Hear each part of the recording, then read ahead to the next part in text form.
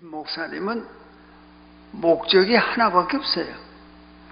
살면서 어떤 사람은 뭐 이것도 원하고 저것도 원하고 뭐 그러지만 우리 목사님이 원하는 것은 뭐 옛날에는 나 3천만이라고 그랬으니까 3천만 동포를 그리스도에게로. 지금은 인구가 늘어서 한 5천만 되니까 5천만 동포를 그리스도에게로 그 꿈 하나를 가지고 사시는 거예요. 그러니까 개인의 생활이 뭐 풍족한 생활을 살자는 것도 아니고 그저 언제나 꿈은 하나님께서 명하신 그 한 가지 5천만 동포를 예수 그리스도를 믿도록 해야 되지 않겠는가.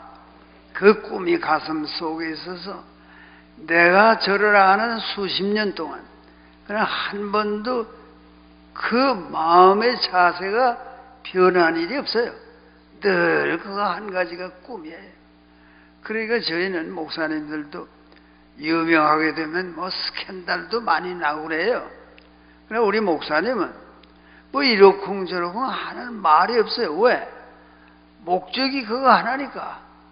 늘 하나님의 종으로서 어떻게 하면 한 사람이라도 더 그리스도 앞으로 인도할 수 있을까? 그걸 늘 생각하시는 그런 목사님이니까 이따가 설교 끝나면 나를 위해서 박수하지 말고 지금 이 시간에 우리 목사님을 위해서 다 한 번 큰 박수를 보내주세요. 고맙습니다. 내가 최근에 빌리 그라함이라는 유명한 목사님이 90살이 넘어서 쓴 책 Nearing Home 그런 영어로 된 책을 읽어봤어요. 그 빌리 그라함 그러면 세계적인 전도사입니다. 세상 떠났지만은 세상 떠난 지 오래 안 돼요. 한 100세까지는 사셨으니까. 근데 마지막으로 쓴 그 책 Nearing Home 그것은 본향이 가깝다 그 말이죠. 나이가 많아서 세상을 떠나서 하나님 품으로 갈 때가 가까웠구나. 그게 Nearing Home이지만 그 책을 읽어보니까 빌리 그라함 목사는 아주 소년 시절에 제일 동경한 게 그 미국 메이저리그의 야구 선수가 들어가요. 야구 선수. 그이가 아주 잘생기기도 했습니다. 그리고 체력도 좋고.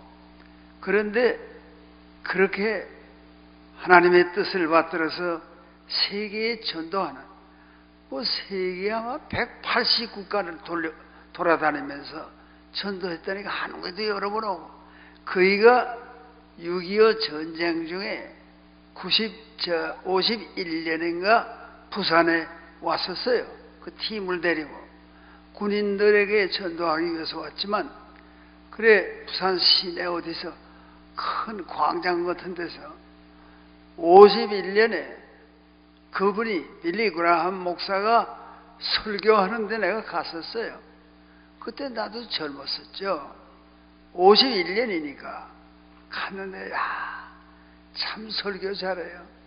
그때 그분의 설교를 통역한 목사님은 또 한경직 목사님이라고 옆에 서서 그러는 통역하시고 빌리 그라함 목사는 설교하시고 그게 어제만 같은데 오랜 세월이 흐르고 나도 90이 넘는 노인이 돼가지고 여러분 앞에 몇 번 더 나올지 모르지만 왜 빌리 그라함 목사는 Nearing Home, home이라는 게 야구에서 쓰는 말도 되잖아요. 야구하는 사람이 홈런 그건 한 번 때린 게 그냥 울타리를 넘어갔기 때문에 이제는 마음대로 이 사람이 1루 2루 3루 돌고 홈인 떠난 대로 돌아오는 게 홈인이에요.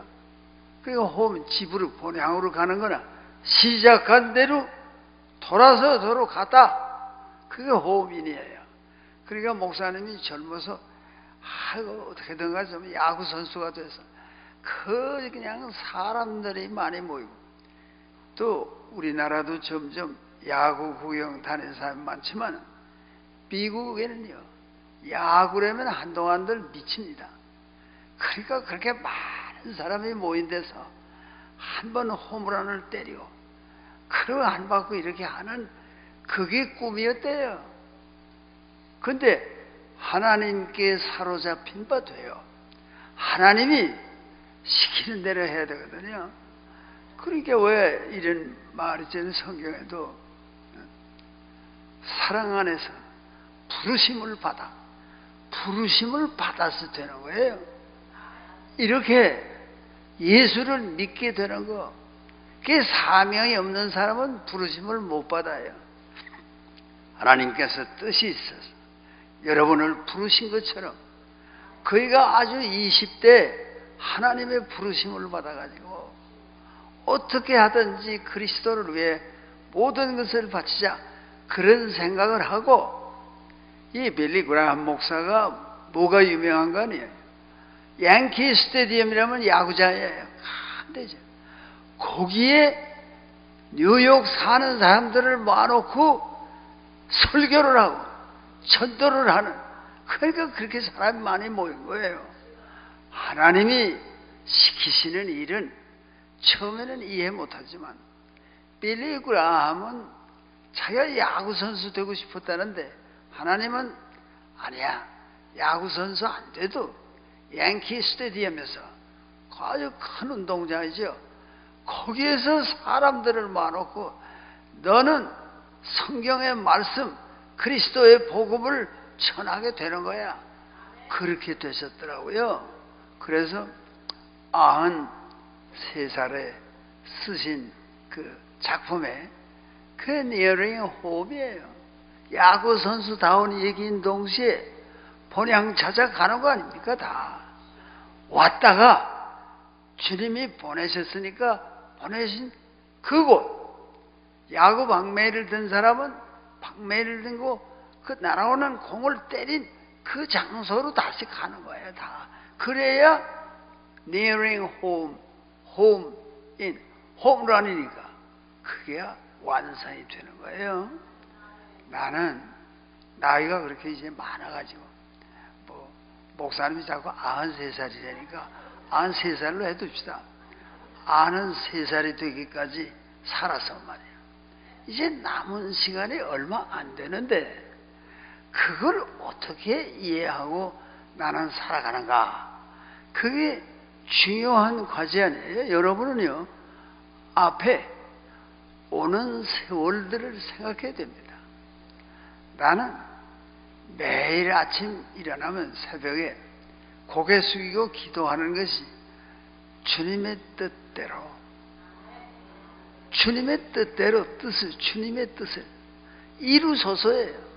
고요한 중에 기다리니 진흙과 같은 날 믿으사 주님의 형상 만드소서. 그건 찬송가도 있잖아요. 그러니까 무슨 긴 기도가 필요 없어.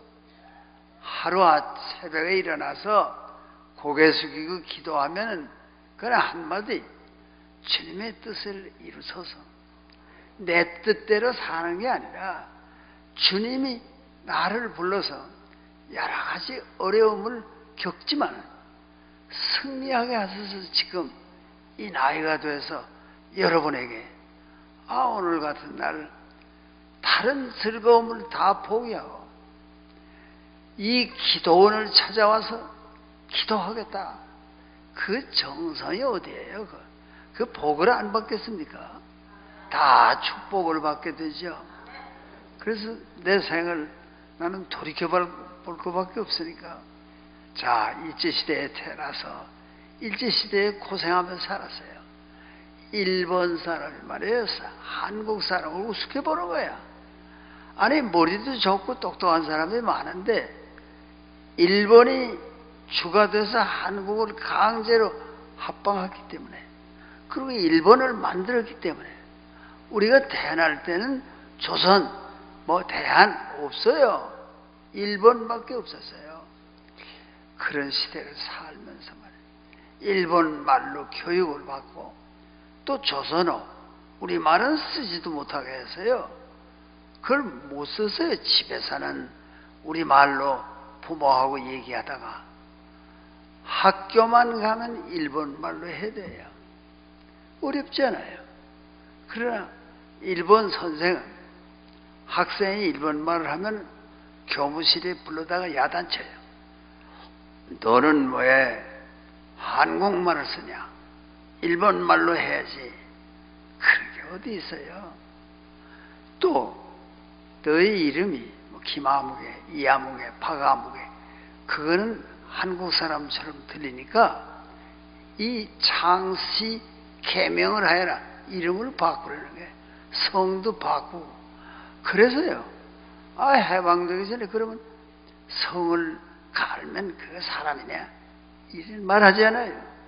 왜 성을 다 바꾸었는가 하면은 그냥 이씨, 김씨, 박씨로 있으면 상급 학교에 가는데 지장이 있으니까 부모가 할 수 없이 성을 다 갈고 이름을 바꿔서 뭐 김씨, 이씨, 박씨는 해방되던 날 몇 명 없고 전부 저 무슨 뭐 가네야마, 가네카와, 키무라, 이노우에 뭐 그런 이름들 오카야마, 오카모토 그런 이름으로 해방을 맞이했어요. 그게 한국인의 운명이었습니다. 그런 시대도 살았어요. 해방이 됐어요. 해방이 1945년에 해방이 되니까 일본 사람은 싹 물러나는데 나는 평양이 고향이어서 평양에 있었어요. 소련군이 들어오더라고요. 소련군에게 업혀서 김일성이라는 자가 들어오더라고요. 근데 우리가 알던 김일성이라는 이름을 가진 나이 많은 장군이 있었어요. 이 사람은 알지도 못하는 사람, 30대 젊은 친구가 저 평양 역전 광장에서 강연하는 모습도 내가 봤습니다. 그런 걸 다 겪었어요. 그러고는 할 수 없이 아주 예수 믿는 사람을 제일 핍박하는 게 그게 김일성 정권이니까 그 사실은 그 집안도요 본디 예수를 믿었을 거 아닙니까? 왜 그런가 하니 강량욱이라는 목사는 그 김일성의 삼촌인가 그래요. 강량욱이라는 사람. 또 그 어머니, 김일성의 어머니 성함이 강반석이에요. 그건 교회에서 지어준 이름이에요, 다. 뭐 옛날 무슨 성만 있지 이름을 여자들이 할머니들이 가졌어요? 없었어요. 그런데 다 그런 집안이지만 그걸 배반하고 그리고 그 사람은 유물론자가 됐고 하나님이 없다 하는 그 소련에 가서 거기서 훈련받고 거기서 장교돼서 돌아온 사람이 김일성 아닙니까? 그러니까 소련군이 써먹을 만한 사람이다. 그래서 그 사람을 얻고 온 거예요. 차차차차 적의대를 조직하고 차차차차 북한 사회를 그 손에 집어넣어서 말이에요. 제일 핍박을 느끼는 사람이 예수 믿는 사람입니다. 공산주의 세상이 되면은 그것은 공산주의 자체가 무신론, 하나님은 존재하지 않는다. 그런 이념 사상으로 된 것이기 때문에 예수 믿는 사람이 가장 살기 어려운 게 그게 공산체제입니다. 그러니까 요새도 문 대통령이 나와가지고 하는 일이 이게 한국은 자유민주주의를 해야 되는데 이게 자유민주주의 아니지 않냐? 그런 느낌을 가장 강하게 가지는 사람들이 예수를 믿는 이런 사람들이 느끼는 거예요. 이게 무슨 잘못되어 가는 거 아니야? 왜? 아니, 저 김정은이 어떤 김일성의 손자 아니에요? 얼마나 못된 짓을 많이 했는데 자기의 고모부를 하루에 총수가 죽이고 기름 붓고 태워버리고 그게 김정은이에요.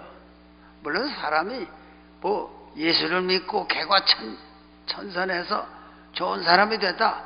그냥 미치게 정신병자가 그러더니 예수께서 감화를 시켜서 옷을 다 입고 얌전하게 어디 앉아있더라. 그건 성경에도 나오는 얘기지만 김정은이 무슨 그런 과정을 겪었습니까? 아무리 이복 형이라고 하더라도 형인데 그 형을 저 쿠알라룸푸르의 공항에서요 독살했어요. 그의 지시를 받고 그 형이 아니 공항에 앉아서 죽었어요. 야, 이런 사람을 하고 말이야 정말 타협이 되냐? 그 사람이 정말 딴 사람이 됐냐? 이거 우리는 걱정하거든요. 그런 인간하고 아니 문 대통령이 뭐 판문점에서 만나서 뭐 이쪽으로 왔다가 저쪽으로 건너갔다 뭐 이러면서 말이야 둘이서 뭐라 그런 거 아니? 우리끼리 통일합시다.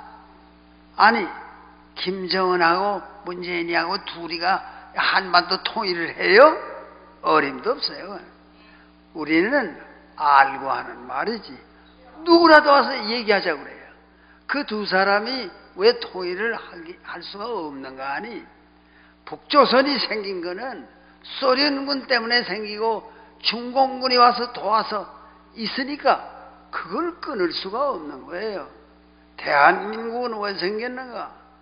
미국을 비롯한 유엔의 여러 나라의 지시를 받아서 된 나라이기 때문에 이게 역사적인 의미가 있지 한심한 나라가 아니에요. 이게 또 이 나라가 동남아 동부가 어느 나라와도 달라요. 왜? 예수를 믿는 사람이 말이에요 어쩌면 이렇게 많고 열렬한 그런 나라가 동남아 동부가요 어디 있어요? 지금 유럽도 미국도 신앙이 시들해지는 이런 때에 한국에서 예수를 믿는 사람들이 열성적으로 사는데 말이야 아니 그 사람들을 저버리고 하나님께서 이 땅을 공산주의자들이 다스리는 나라를 되게 하겠다는 생각을 하면 안 되는 거죠. 어제는 또 우리 김성황 목사님이 그저 하는 모임이 있어요. 그 시내에서 어느 호텔에 병을관을 빌려가지고 거기 또 와서 시국에 대한 얘기를 해달라 그래서 했는데 이제 아까 만나서 아이가 그 얘기 또 한 번만 해주세요 그러는데 나는 한 얘기는 또 하기 싫지만 말이야 자꾸 목사님이 그 얘기 해달라니까 할 수 없이 하는 거예요 이거는.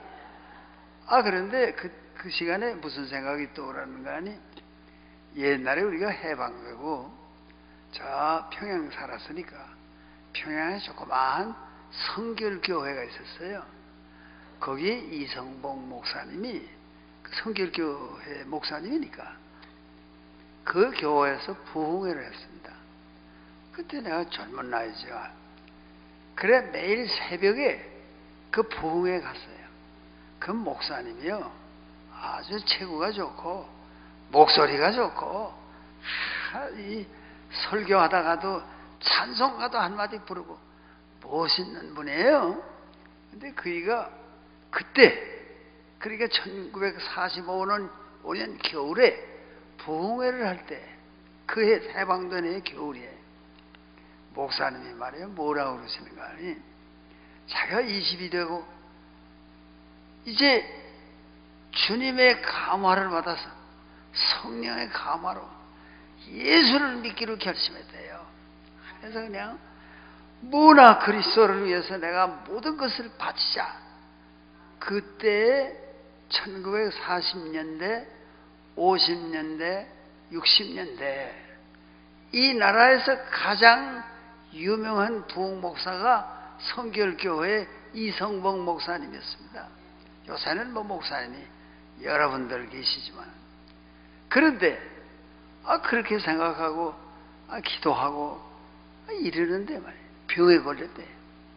그러니까 나는 그분의 그 얘기를 듣고는요 병 걸린 거에 대해서 그렇게 걱정하지 않아요. 왜? 반드시 사명이 있으면 하나님이 어떤 병에 걸린 사람도 살리십니다. 사명이 있으면.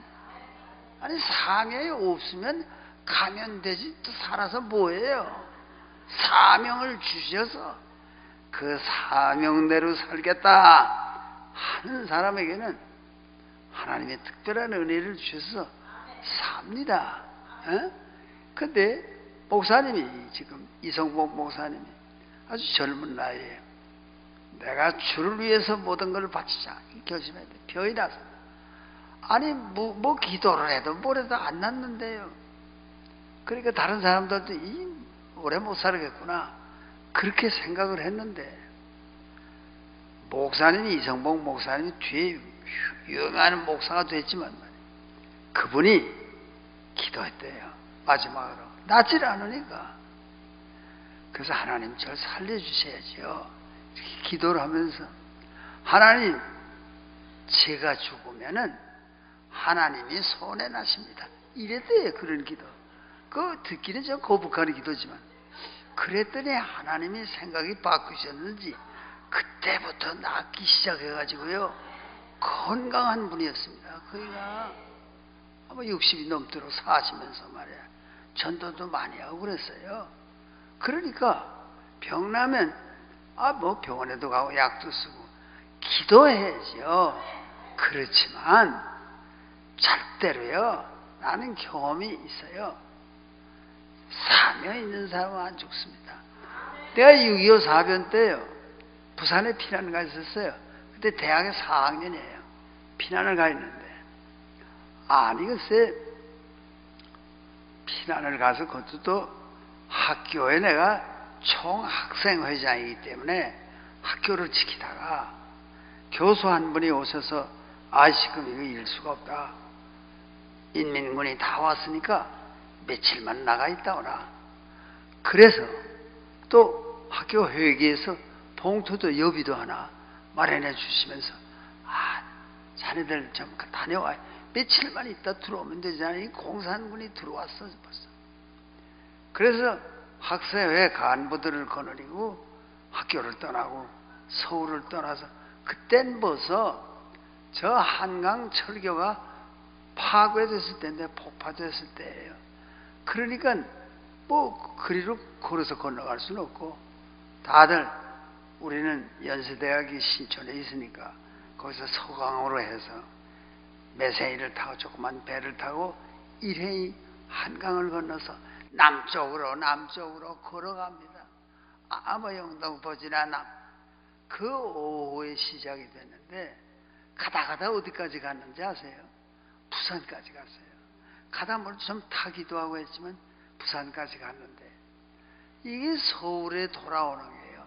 석 달 만에 서울이 수복이 됐잖아요. 6.25 석 달 만에. 그러니까 9.28 수복 그러잖아요.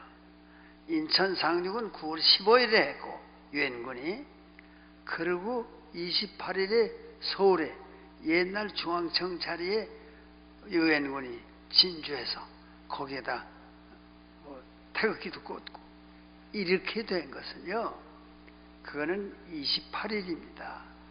근데 이제 서울에를 돌아와야 될 텐데 집안 식구들이 어머니랑 다 어떻게 사시는지 몰라. 나가서 석 달을 있었으니까. 그리고 집에 연락도 못하고 왔는데 그때 연락이 없어요. 피난민들 뿐이죠. 그랬는데 수소문했더니 이 경찰 경비정이 하나 이제 서울로 인천으로 해서 서울로 가야 되는데 인천에 가면 되니까 거기에 민간인을 몇 사람 태워줄 수 있다. 그래서 나와 학생 몇이 친구가 그걸 탔어요. 그게 아마 그해 10월 한 5일 6일경일 거래요. 그때는요 서울에 가려도 한강 도강지 있어야 돼. 한강을 건너도 좋다는 걸 경찰이 해주는 게 있어야 가자. 아무나 갑니까? 그런 때예요. 경찰 경비정을 타고 부산에 영도 앞바다를 그날 오후에 떠납니다. 날씨도 좋고요. 괜찮았어요. 그래서 지금 갑니다. 거의 부산을 거의 떠나서 쫙 지금 북으로 가는데 아직도 그 10월 초순에도 인민군이 호남 일대에는 그대로 있어요. 점령하고. 그저 인천으로 해서 서울을 점령한 거지, 유엔군이. 거기에는 인민군이 있어요. 그러니까 그 가까이를 경찰 경비대원이 못 가고 삥 돌아서 가운데로 공해로 해서 갑니다. 근데 저녁녘이 돼가지고 말이에요. 갑자기 폭풍이 불고 갑자기 폭우가 떨어지고 큰일 난 거예요. 조그만데 한 10톤 조금 넘어 10톤. 나는요 몇 만 톤짜리 타봤어요. 10톤짜리가 그 배입니까? 근데 풍랑을 만나니까 떼떡떼떡하고 다 그 탄 사람들이요. 경찰도 그러고 학생들도 그러고 먹었던 거 다 토했어요. 그 뱃멀미가 나니까 못 견디겠더라고요. 그렇게 하고 또 물이 들어와서 물을 푸고 다 죽게 됐어요. 다 죽게. 그런 경험이 있대도. 그런데 그때 생각하니까 사도 바울도 우리가 어려서부터 어머니 때문에 교회를 다녔으니까 성경 말씀을 많이 듣고 자랐잖아요. 그랬는데 성경 말씀에 사도 바울이 사도행전에 그 얘기가 많지만 사도 바울이라는 사람이 고생을 많이 한 중에도 파선을 3번이나 다 물의 깊음에서 일주야를 매맞은 건 뭐 더 말할 것도 없고 나쁜 놈들은 그런 경험이 있는데 살아서 자기가 사는 것은 자기가 사는 것이 아니라 내 안에 그리스도께서 사시는 것이다. 그게 사도 바울의 고백 아닙니까? 갈라디아서 2장 20절에 그러한 사도 바울이 말이요. 그런 물에서 고생을 많이 했다. 그런 생각을 하면서 비는 쏟아지는데 가판 위에 기어 올라가서 가판이 뭐 요만해요. 그 기어 올라가서 뭔가를 붙잡고 기도를 했습니다. 그때 내 나이 21살의 젊은 사람이에요. 나도 이제 죽기도 했으니까 죽음이 요만큼이에요. 그래서 내가 기도할 때 사도 바울을 생각하면서 하나님 제게 사명이 뭐가 있으면 저를 살려주셔야죠. 사명이 있으면 살려주셔야죠. 그리고 뭐 비가 계속 오고 폭풍이 끝나지 않고 그래서 겨우 내려와서 또 물도 푸고 뭐 흔들리고 그러다 오늘도 잠도 들고 뭐 이랬어요. 너무 피곤하니까. 그랬는데 밤이 지나고 새벽이 되니까요. 바다가 잔잔한 거예요. 바람도 안 불고 비도 안 오고 그걸 경험을 했어요. 그래서 그 배가 쭉 인천항에 가는데 해가 떠요. 그때 인천항에 그 10월 초예요. 그때까지 인천항에 인천 상륙한 연합군의 배가 200척이 장엄하더라고요. 군함, 순양함, 뭐 경비장, 뭐 별 배가 크고 작은 게 인천 앞바다를 메웠습니다. 그걸 해치고 다 파괴된 인천에 내려서 그때 경찰 경비전의 책임자가 나보고 얘기했습니다. 만일에 엔진만 꺼졌으면 우리가 지난밤에 다 갔습니다. 왜 그런가 하니 배는요 엔진이 꺼지면은 바람이 불거나 파도를 이기지 못한대. 엔진에 이게 무슨 미국서 갓 수입한 그런 이 경비전이 되는데 똑딱똑딱 이거는 한밤중 끝나지 않고 갔습니다. 거기서 힌트를 받았어요.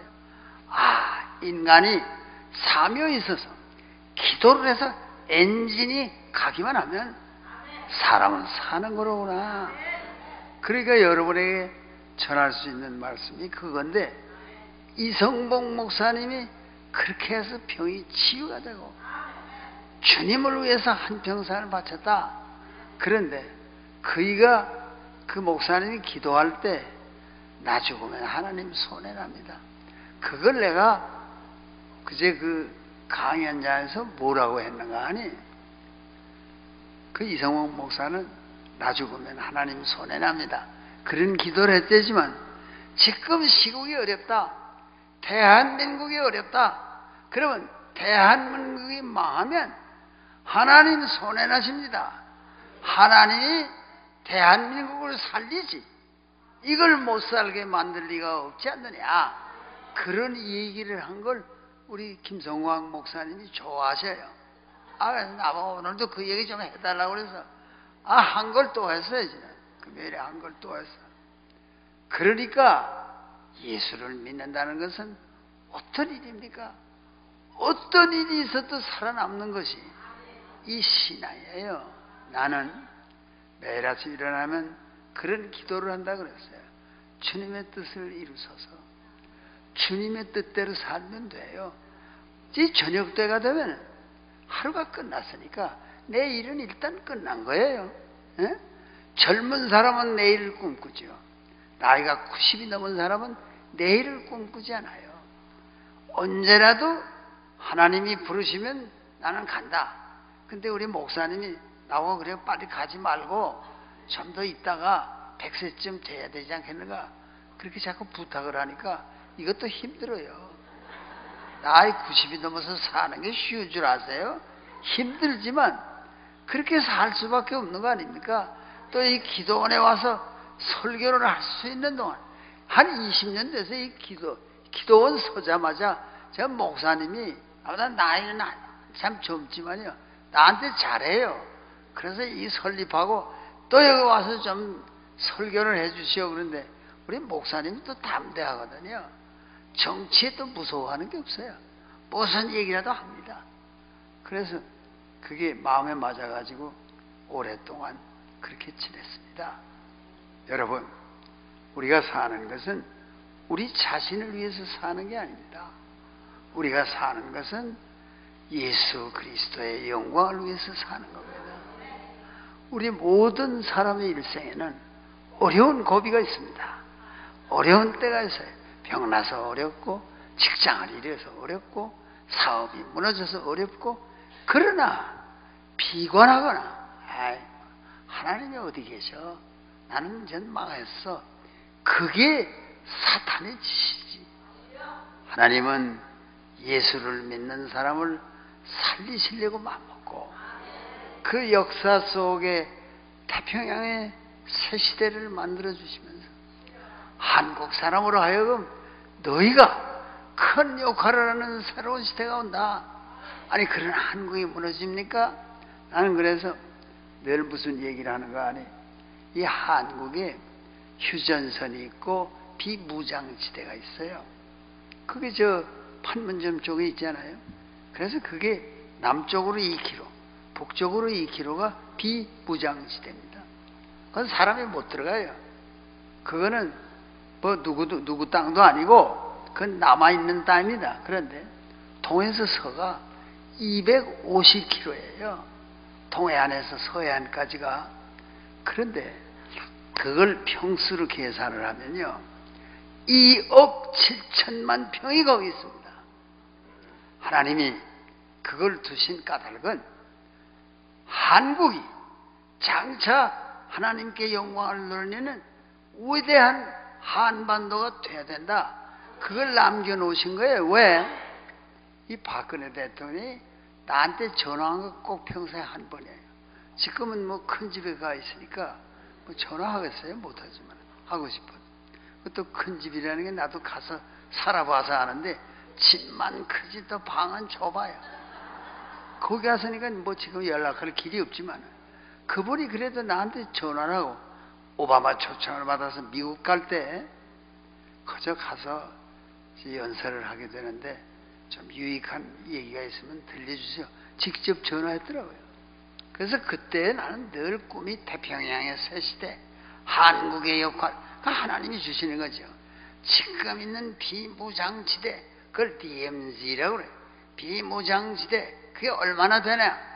2억 7천만 만 평의 땅이 거기 있습니다. 나는 늘 주장이 UN도 이제는 그 뉴욕에서 철수해서 한국의 비무장지대로 오라. 전 세계 중심이 한국이 되는 거다 이제. 거기에 그 넓은 땅에 무슨 만하단이 문제예요? 그건 코딱지 같은 거고, 2억 7천만 평의 넓은 땅에 거기에 유엔 본부도 짓고 부속 건물도 짓고 거기에 세계에 유수한 호텔들이 들어서고, 뭐 힐턴이니 뭐 무슨 뭐이니 하는 게 다 거기 들어오고, 그리고 자연 공원을 한 3개쯤 해. 또 뭐 넓으니까 유료 공원. 그러면 유엔이 말이야, 유엔이 관리하는 땅이 되면은 우리는 북과 거래하고 비행기 탈 수 있고 그런 비행장만 있고 통로만 있으면 되지, 유엔이 그거에다가 그 유료 공원을 지었어. 이 사파리라는 거 아프리카에 가면요 돈 내고 들어갑니다. 그냥 다 구경시키지 않아요.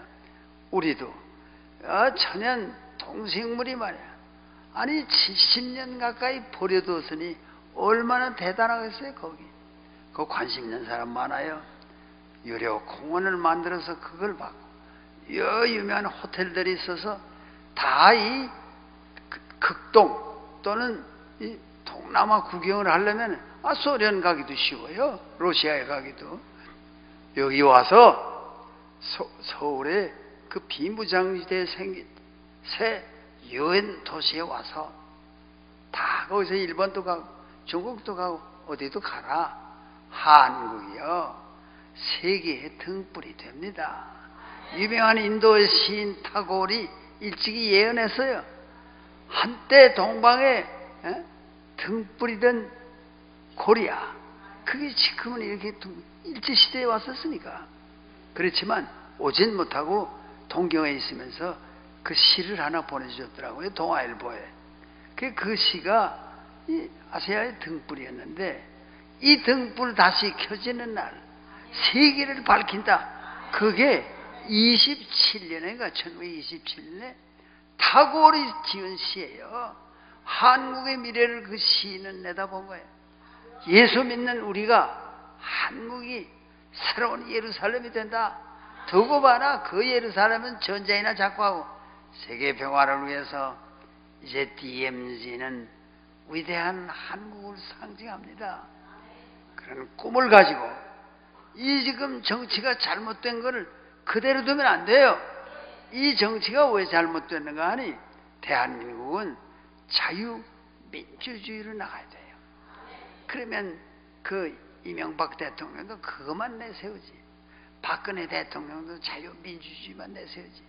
자기의 세상들을 만들려고 하다가 또 박근혜 대통령과 친한 여자가 있어가지고 뭐 국민한테 알려주지도 않고 저 혼자 만나고 이러다가만 정치가 실패했어요. 그렇지만 그 사람이 뭐 돈을 먹거나 그런 건 아니잖아요. 아니 문 대통령은 대통령이 된 게 아니 박근혜라는 사람이 있었기 때문에 대통령이 된 거 아닙니까? 그 당이 깨지고 그 여당이 그때 선거를 하니까 야당이든 더 민주당이 한 석 더 많아요.